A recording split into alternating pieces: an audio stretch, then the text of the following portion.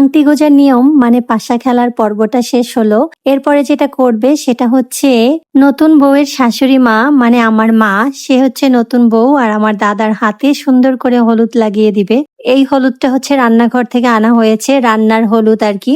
আমার মা তার বৌমার হাতে খুব যত্ন করে এই হলুদটা লাগিয়ে দিচ্ছে। এটাই আমাদের অন্নপূর্ণার আমাদের বাড়িতে প্রথম হাতে খড়ি। এই রীতি আমাদের সনাতন ধর্মের বিয়েতে বহু যুগ ধরে প্রচলিত। এটা কিন্তু নতুন বউয়ের ডান হাত আর বরের হচ্ছে বাম হাতে লাগানো হয়। এই যে দেখো খুব সুন্দর করে এটা লাগিয়ে দিল। এবারে যেটা করবে সেটা হচ্ছে আমার মায়ের আঁচল দিয়ে সুন্দর করে দুইটা হাত মুছে দিবে। তো এটা কেন লাগানো হয় দেখি আপনারা জানেন কিনা, যদি জেনে থাকেন কমেন্টে জানাবেন।